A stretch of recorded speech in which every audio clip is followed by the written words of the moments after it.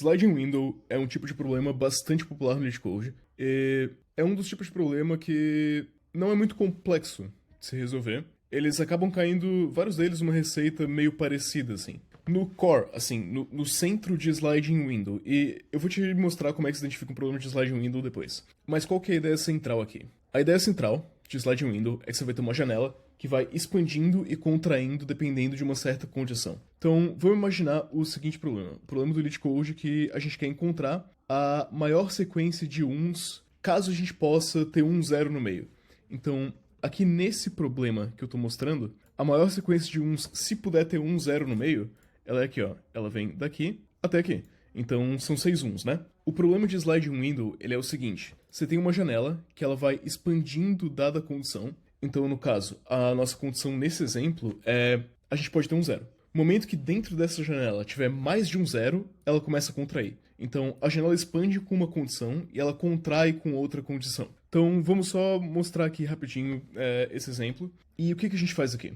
Nossa sliding window começa no zero. E ela vai expandindo porque ela pode ter um zero. Então, expande, 0, 1, encontrou o segundo zero. A partir desse momento, ela tem 2 zeros, ela não se encaixa mais na nossa condição. Então ela começa a contrair até ela encaixar novamente na condição. Então ela começa a contrair, tirou o zero pra fora. Agora, novamente, ela tá dentro da nossa condição, a gente pode voltar a expandir nosso sliding window. Vamos expandir, 1, acabou o array, aqui ela acaba, não tem mais expandir, não tem mais contrair, ela chegou no final. Essa é a ideia central. E como é que a gente identifica que um problema está pedindo pra gente fazer uma sliding window? Uma sliding window, até onde eu sei, é um problema de array. Eu nunca vi uma sliding window em algo que não fosse um array, então vamos colocar aqui que quase sempre ela vai envolver um array. Outra característica de sliding window é que ela vai pedir uma certa sequência ou um certo tamanho.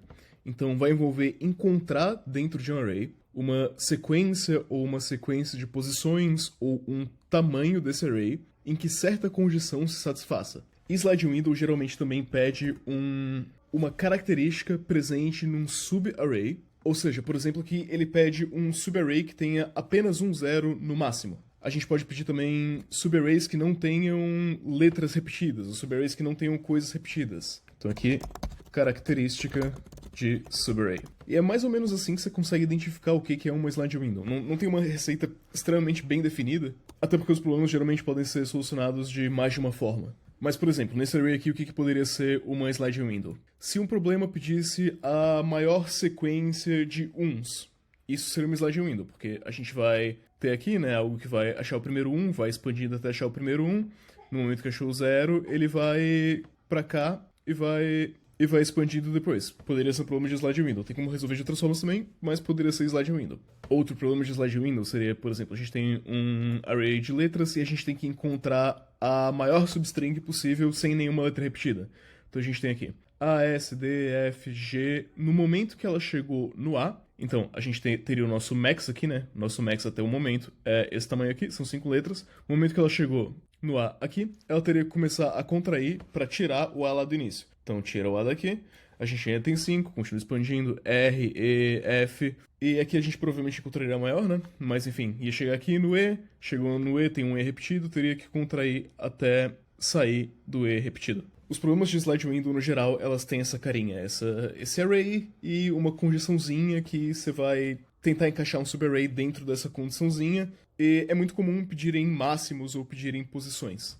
O nosso problema de hoje, o problema 1493, Longest Subarray of Ones After Deleting One Element. É um problema no slide window, ele vai nos pedir aqui, como eu havia explicado, o maior subarray que é constituído apenas por uns se a gente puder deletar um elemento. Ou seja, né, o maior subarray que pode ter no máximo um zero, basicamente. O algoritmo que eu vou mostrar hoje vai funcionar mais ou menos assim. A gente vai ter um loop externo, aumentando o ponteiro da direita, que eu estou chamando de high, e um loop interno, aumentando o ponteiro da esquerda, que eu estou chamando de low. Enquanto a nossa quantidade de zeros for 0 ou 1, a gente vai aumentando o high. No momento que a nossa quantidade de zeros chegar em 2, a gente vai aumentando o low até a quantidade de zeros voltar a ser apenas 1. Tem um detalhe nesse problema que, na verdade, eu sou obrigado a deletar um elemento. Então, teoricamente, se for tudo 1 no array, a gente precisa retornar o tamanho do array menos 1. E é isso que eu vou fazer. Não quero ficar pensando nesse edge case. Mas tá, vamos lá. Nosso estado inicial, o low e o high estão na mesma posição. O que a gente tem aqui? A gente tem um 0,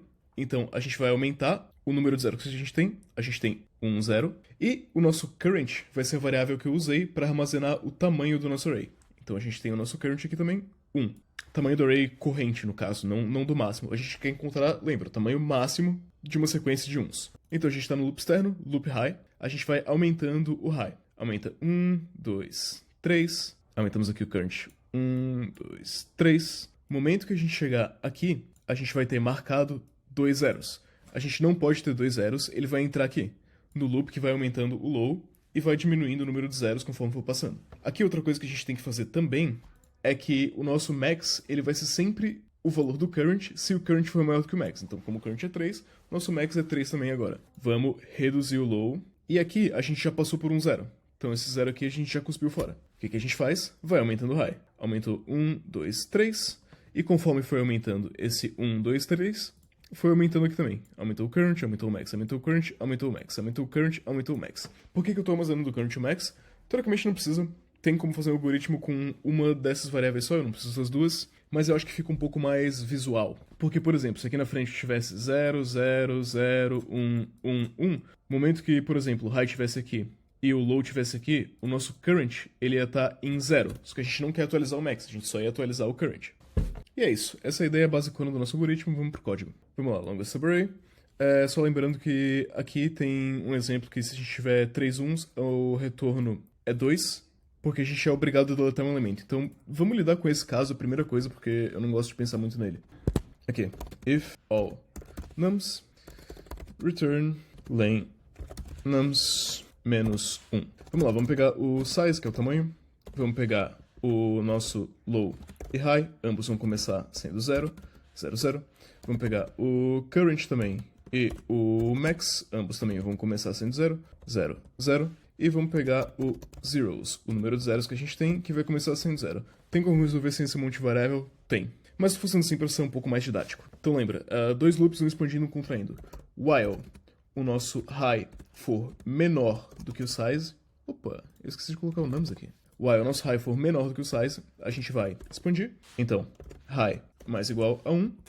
E também, while o número de zeros, while zeros for maior do que 1, a gente vai contrair. Low mais igual a 1. E a nossa resposta vai ser aqui o max. Return max.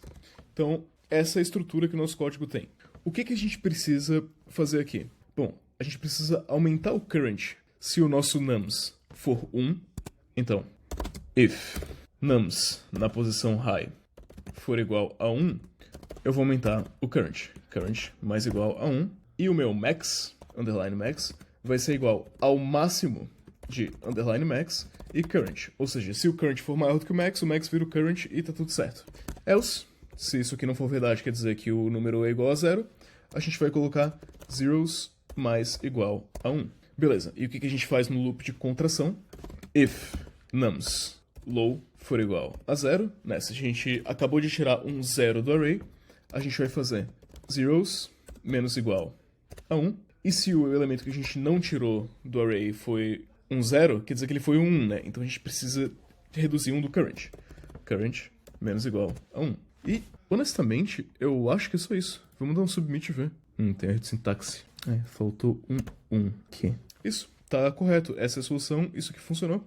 Tem como dar uma enfeitada? A gente precisa? Não, mas a gente pode fazer. Porque, por exemplo, aqui a gente tá vendo se o high é igual a 1 e somando 1 no current. A gente não precisa fazer isso. O que a gente pode fazer ao invés disso é, aqui, a gente vai checar se isso aqui é igual a 0 e a gente aumenta o número de 0. E isso aqui, esse if, já não precisa mais. A gente só faz current mais igual nums high. Por quê? Porque se for 0, ele vai adicionar 0 e meio que tanto faz. Não tem porquê. E aqui, na real, a gente também não precisa desse if. Eu vou usar isso aqui para te ensinar Shor. Eu não recomendo que você faça isso numa entrevista, porque não faz o menor sentido, é bem tosco.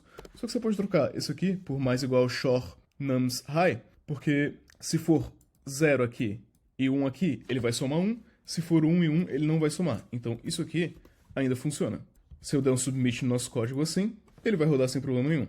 Viu? Funcionou. E a mesma coisa a gente pode fazer com isso aqui embaixo. A gente dá um zeros menos igual 1 shor nums low, e a gente dá um current menos igual nums low, a gente pode cortar esse else e cortar esse if. Faz sentido você fazer isso aqui numa entrevista? Com certeza não. Faz sentido você fazer isso aqui em código em produção também para seus amigos acharem que você é muito bom? Eu também acho que não. Eu acho que não faz sentido, acho que você não devia fazer isso. Mas funciona. É legal de você saber que funciona.